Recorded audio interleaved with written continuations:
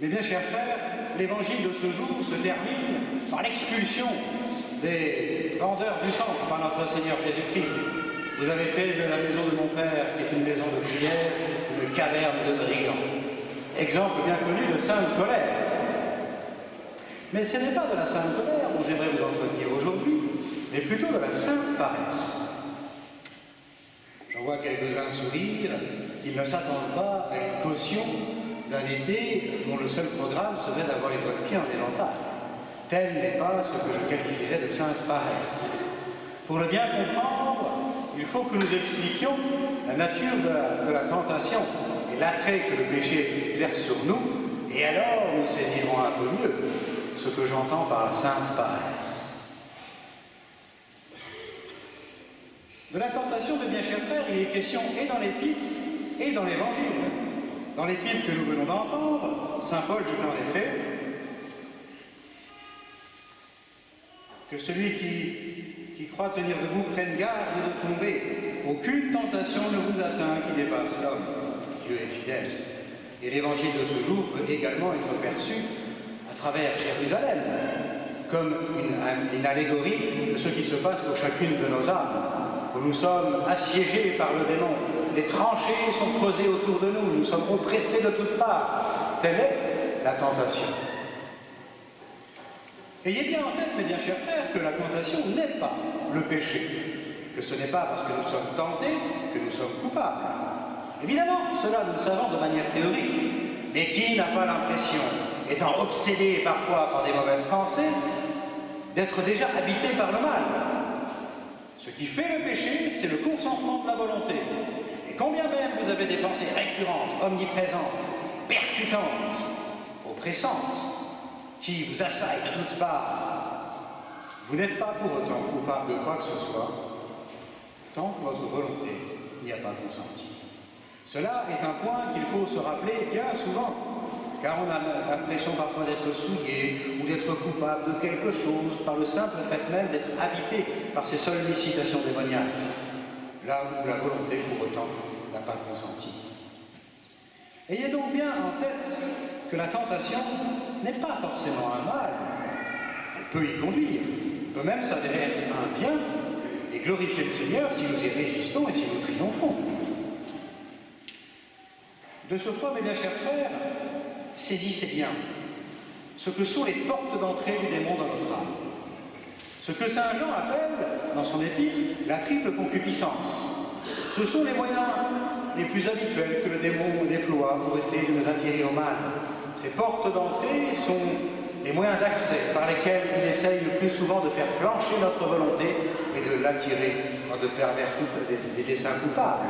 Ainsi, mes bien chers frères, sont arrangés parmi ces trois concupiscences l'orgueil, qui est un puissant levier que le démon emploie pour essayer de nous faire chuter et de nous attirer au mal, la concupiscence de la chair, l'attrait de tous les plaisirs de la chair, et la concupiscence des yeux, plus difficile à définir, à moins que, évidemment, vous la compreniez comme la convoitise, à savoir l'appât du gain et des richesses.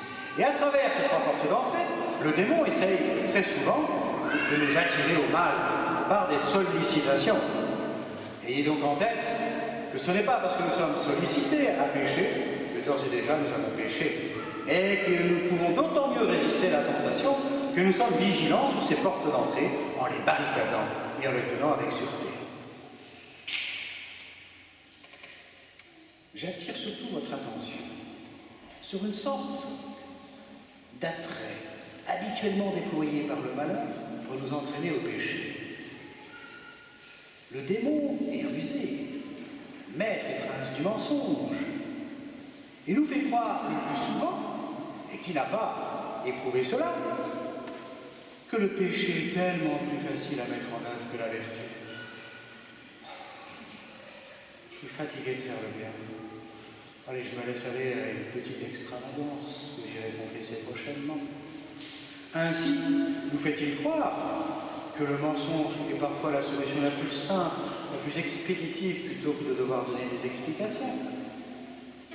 Ainsi, nous fait-il croire que la paresse et l'oubli du devoir d'État est bien plus gratifiante que l'accomplissement du même devoir d'État qui fatigue et qui nous impose ainsi de nombreuses difficultés. Le démon est passé expert dans l'art de nous faire croire que le péché est la solution de facilité. C'est quand même plus simple de céder à la gourmandise en mettant un terme à ce supplice. Tout le monde se regarde pour savoir qui va manger la dernière part. Au moins, on règle le problème, je l'apprends. Voilà donc de nombreuses sollicitations que le démon déploie pour nous entraîner au péché. Comme disait avec humour un de mes confrères, la meilleure façon de mettre fin à une tentation, c'est d'y succomber.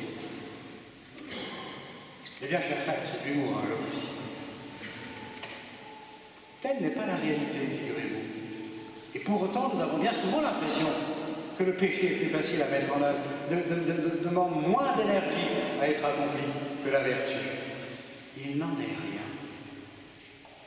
Pour une raison toute simple, au niveau métaphysique.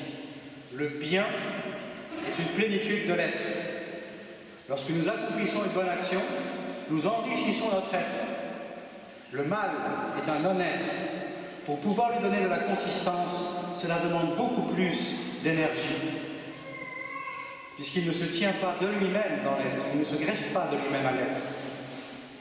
Je vais vous le montrer et vous l'expliciter. Prenons la question du mensonge que j'évoquais à l'instant.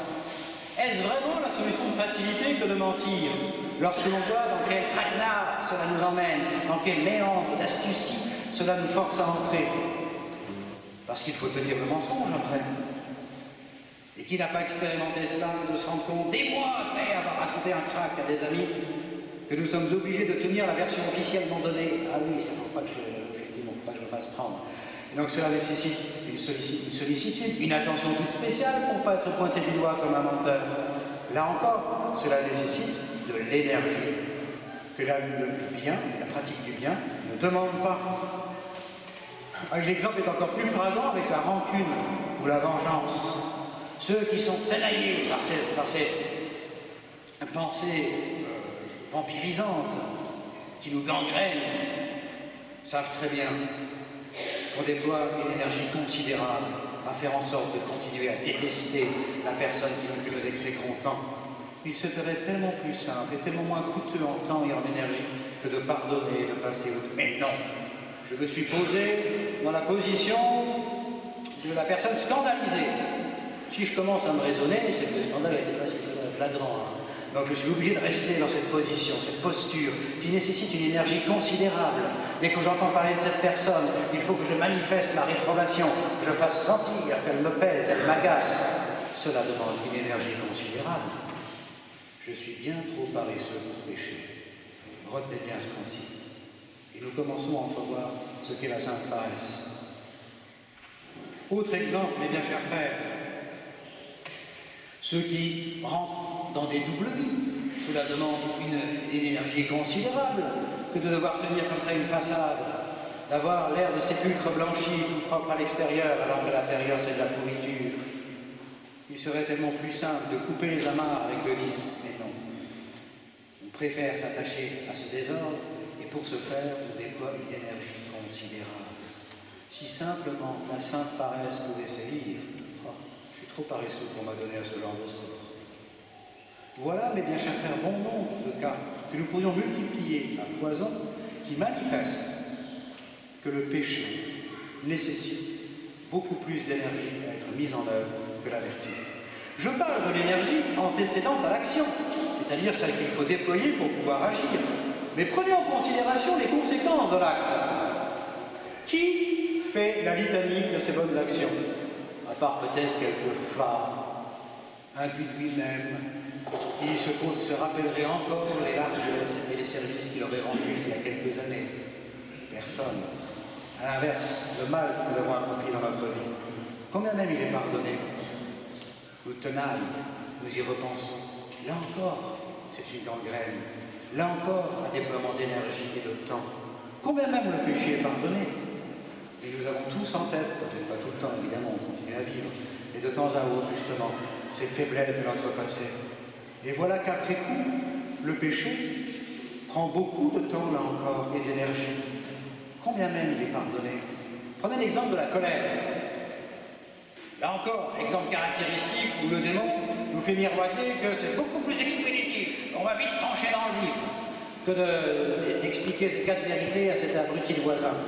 Et là, nous nous lâchons, nous l'avoinons à satiété, et la colère tel un flot véhément nous submerge. Solution de facilité de prime abord. Car typiquement, ceux qui sont adeptes de la colère savent qu'après coup, nous sommes rongés, nous en voulons d'être allés beaucoup trop loin, d'avoir prononcé des paroles, peut-être fondées dans telle ou telle circonstance, mais qui vont bien au-delà de ce que nous eussions dit en temps normal, de sorte qu'il nous faut réparer, il nous faut rattraper le coup, et puis nous ne sommes pas fiers de nous, et cette honte nous pourchasse longtemps. Voilà tant d'énergie consommée, alors que la colère se présentait à nous sur l'instant comme la solution de facilité.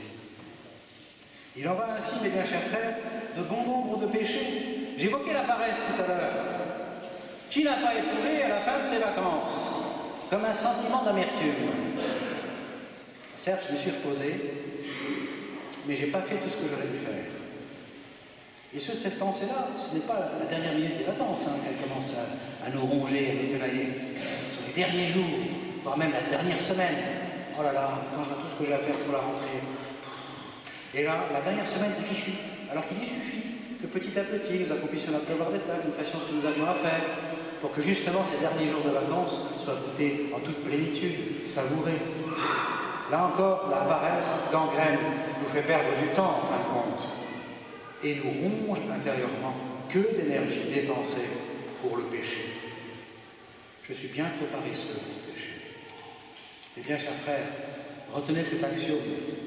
Vous comprenez que la sainte paresse n'est pas la caution de ce péché que bien d'entre nous confessons régulièrement, qui consiste à ne pas accomplir ce que nous devons. Mais ça consiste tout simplement à ne pas mettre d'énergie dans ce qui fait notre compte. Notre Seigneur le dit en parlant de Jérusalem, si tu avais connu le temps où tu étais visité.